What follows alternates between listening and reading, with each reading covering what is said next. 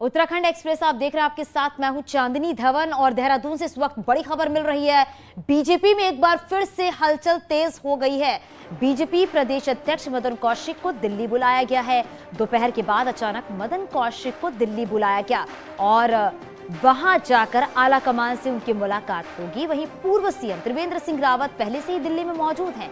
केंद्रीय नेतृत्व के बुलाने के बाद आज सुबह त्रिवेंद्र सिंह रावत दिल्ली पहुंचे थे और त्रिवेंद्र रावत ने बीजेपी के राष्ट्रीय संगठन महामंत्री बीएल संतोषी से मुलाकात की थी।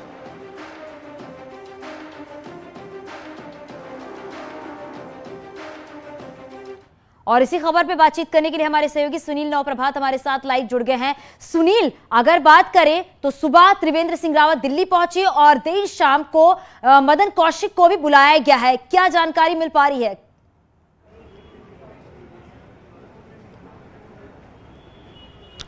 देखिए चांदनी, बीजेपी के अंदर हलचल है और हम कह सकते हैं कि सब कुछ ठीक ठाक नहीं है, क्योंकि अगर सब कुछ ठीक ठाक होता तो आज 10 दिन हो चुके हैं रिजल्ट आए हुए, लेकिन अभी तक मुख्यमंत्री का फेस घोषित नहीं किया गया है। यानी कि बीजेपी के अंदर एक राय नहीं बन पाई है मुख्यमंत्री को लेकर।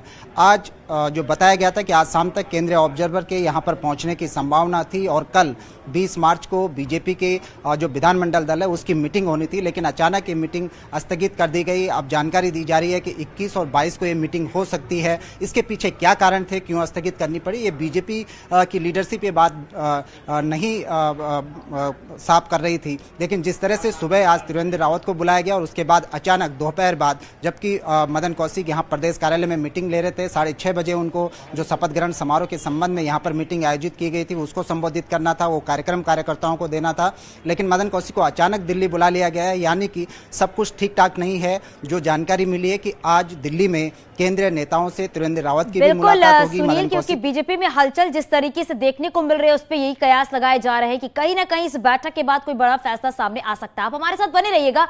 उत्तराखंड में सरकार गठन को लेकर बड़ी खबर मिल रही है। बीजेपी विधानमंडल दल की बैठक आपको बता दें कि अब कल नहीं होगी। सूत्रों के हवाले से खबर मिल रही है बीजेपी विधानमंडल की बैठक जो है वो 20 मार्च को प्रस्तावित बताई जा रही थी। अब वो 20 मार्च को नहीं होगी, यानी कि 20 मार्च को सीएम के नाम का ऐलान नहीं हो पाएगा। खबर है कि बीजेपी के अंदर मुख्यमंत्री को लेकर अभी भी मंथन जारी है, अभी भी चर्चाओं का दौर जारी है और ऐसे में अभी ये तय नहीं किया गया है कि कब बीजेपी विधानमंडल दल की बैठक होगी। हालांकि सूत्रों के हवाले से खबर आ रही है कि अब 21 मार्च को बीजेपी विधानमंडल दल की बैठक हो सकती है।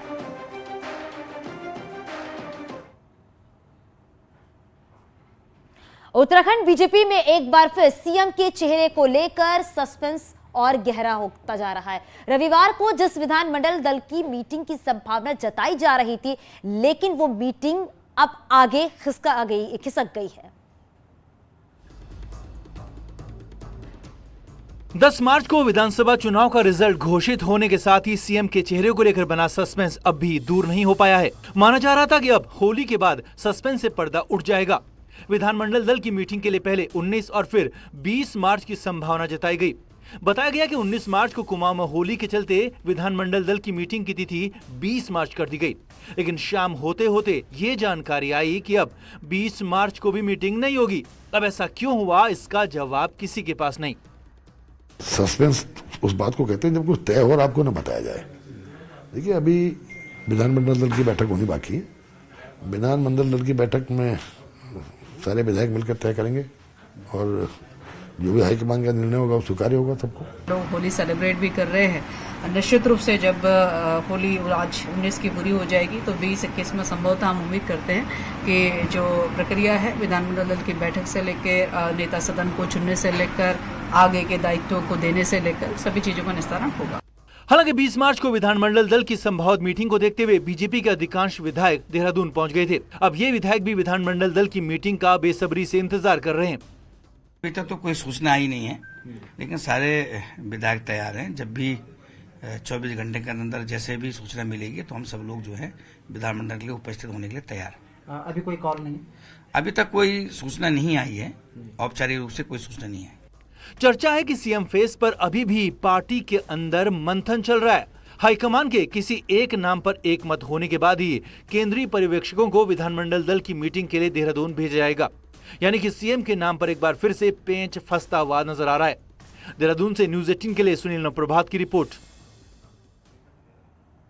और हमारे सहयोगी सुनील नवप्रभात हमारे साथ जुड़ गए हैं। सुनील, जो विधानमंडल दल की बैठक होनी थी कल, वो फिलहाल कल नहीं होगी, वो 20 या 21 की बात की जा रही है। क्या वजह मानी जा रही है, किस वजह से इस बैठक को आगे बढ़ाया गया है?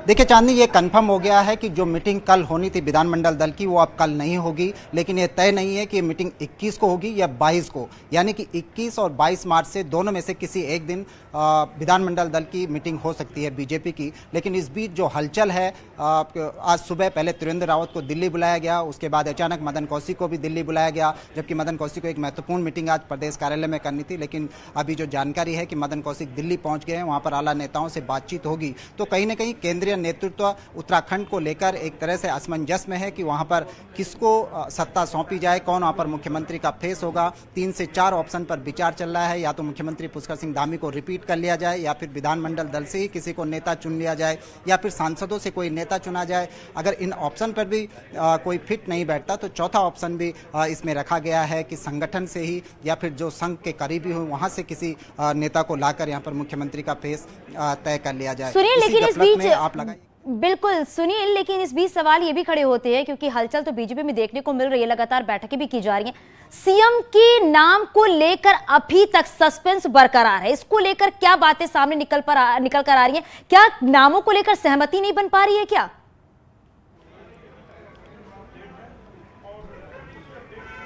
बिल्कुल नाम को लेकर सहमति भी नहीं बन पा रही है। और दूसरी जो बड़ी बात है कि बीजेपी का जो केंद्रीय नेतृत्व सोचता है, चूंकि आपने 2017 वाली सरकार भी देखी जब 2-2 मुख्यमंत्री बीजेपी को बदलने पड़े और इसके चलते पार्टी की बड़ी फजीहत भी हुई।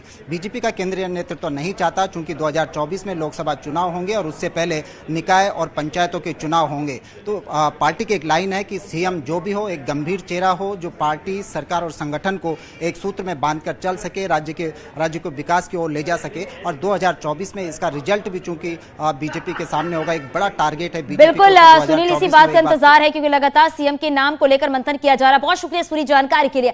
अब उत्तराखंड में सीएम कौन होगा, फॉर्मूला क्या होगा, उसे समझिए, क्योंकि यह समझना बहुत जरूरी है। अब आपको समझाते हैं कि उत्तराखंड में सीएम कौन होगा। फॉर्मूला नंबर 1, पुष्कर सिंह धामी एक और कार्यकाल देने पर सीएम धामी के चेहरे पर चुनाव लड़ा गया है। हालांकि अपनी सीट से चुनाव हार गए हैं, मौका मिला तो नया प्रयोग होगा, ये कहा गया है। सूत्रों के हवाले से हम आपको बता रहे, पहली बार कोई हारा विधायक सीएम बनेगा, क्योंकि पुष्कर सिंह धामी खटीमा से चुनावी मैदान में थे और हालांकि अपनी सीट से चुनाव जीत नहीं पाए हैं। तो फॉर्मूला नंबर 1 जो आपको बता रहे पुष्कर सिंह धामी को, क्योंकि लगातार सीएम के नाम को लेकर मंथन किया जा रहा है। फॉर्मूला नंबर 2, विधायकों में से कोई एक हो सकता है, 47 विधायकों में से कोई एक हो सकता है। सूत्रों के हवाले से आपको हम बता रहे हैं, क्योंकि लगातार ये मंथन किया जा रहा, विचार किया जा रहा, हालांकि भी नाम को लेकर सहमति नहीं बन पा रही है। ये फॉर्मूला नंबर 2 है, उत्तराखंड का सीएम कौन होगा। ये फॉर्मूला समझना बहुत जरूरी है, क्योंकि सीएम के नाम को लेकर लगातार बैठक की जा रही है, लगातार मंथन किया जा रहा। फॉर्मूला नंबर 3, संगठन से नया चेहरा होगा, किसी नए चेहरे को भी लाया जा सकता है, किसी वरिष्ठ नेता को मौका मिल सकता है, किसी सांसद को बीजेपी मौका दे सकती है। इसी को लेकर लगातार बातचीत की जा रही है। इसकी संभावना काफी कम है, क्योंकि देखा जा रहा है कि जो चेहरे सामने हैं उनमें से नहीं कोई नया चेहरा सामने आता है यहाँ पर। और अब सीएम की रेस में कई नाम आ रहे थे और ऐसे में बीजेपी के प्रदेश अध्यक्ष मदन कौशिक का कहना है कि जो भी नाम राष्ट्रीय नेतृत्व तय करेगी सभी को मंजूर होगा।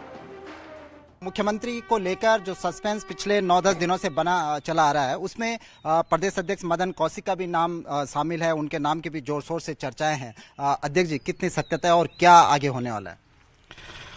देखिए, अगले 1-2 दिन में अभी जो पर्यवेक्षक है वो उत्तराखंड आएंगे और केंद्रीय नेतृत्व जिस चीज को तय करेगा सभी लोग उस चीज को आगे बढ़ाएंगे। भारतीय जनता पार्टी में इस प्रकार का कोई व्यवस्था नहीं है कि नाम चलाया जाए, किसका चलेगा किसका नहीं चलेगा।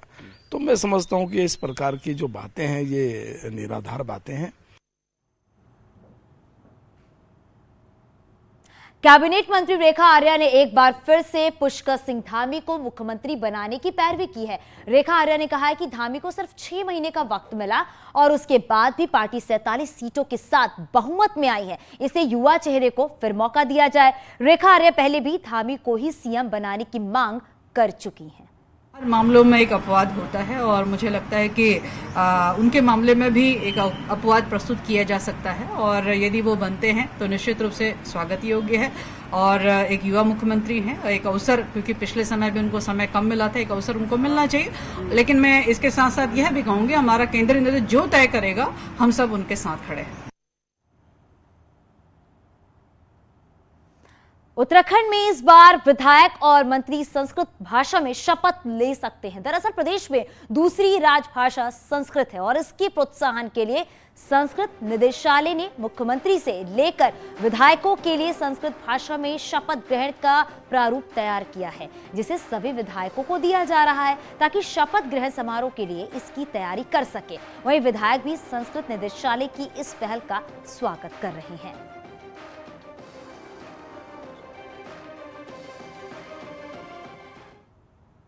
हम सभी जनप्रतिनिधियों से मिलकर के, नए नवनिर्वाचित विधायकों से मिलकर के संस्कृत भाषा में शपथ ग्रहण करने के लिए उनसे निवेदन कर रहे हैं। और मुझे आशा है कि देवभूमि का मान रखते हुए, संस्कृत भाषा का सम्मान रखते हुए सम्मानित विधायकगण संस्कृत भाषा में शपथ ग्रहण करेंगे। मैं संस्कृत विभाग के अधिकारियों का धन्यवाद भी ज्ञापित करना चाहूँगा और कोशिश करेंगे कि सभी माननीय विधायकगण या माननीय मंत्रीगण संस्कृत में शपथ लें, तो ये हमारी एक धरोहर है। एक तरफ बीजेपी नई सरकार और शपथ की तैयारी कर रही है, तो दूसरी तरफ कांग्रेस हार के कारण और संगठन के हालात पर मीटिंग करेगी। अब बीजेपी का कहना है कि उत्तराखंड में भी कांग्रेस की हालत उत्तर प्रदेश जैसी होगी।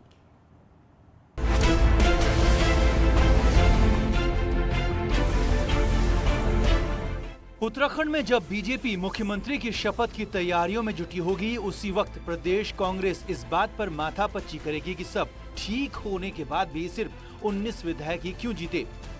21-22 मार्च को प्रदेश प्रभारी देवेंद्र यादव और सीनियर कांग्रेस नेता अविनाश पांडे मीटिंग करेंगे। इस मीटिंग में सभी बड़े नेताओं के साथ 5 कार्यकारी अध्यक्ष भी मौजूद रहेंगे। इतना ही नहीं, प्रदेश अध्यक्ष गणेश गोदियाल के इस्तीफे के बाद नया अध्यक्ष कौन होगा और संगठन को कैसे ठीक किया जाए, इस पर बात होगी।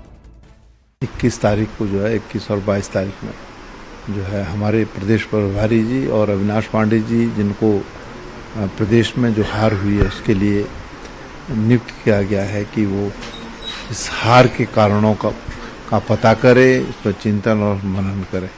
बैठक है, बैठक में ही जो है सब चीजें सामने आएंगी।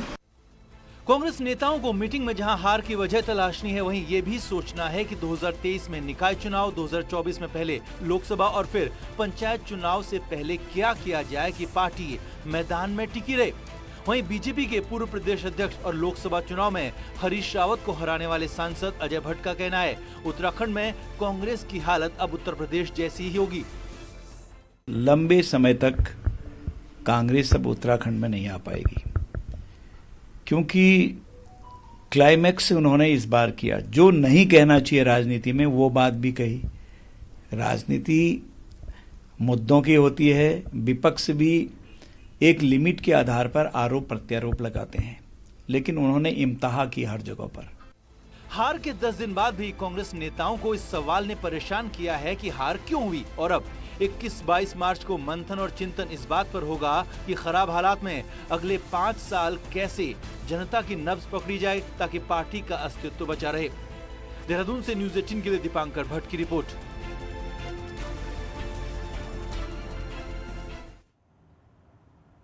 और यहाँ रुकेंगे छोटे से ब्रेक के लिए।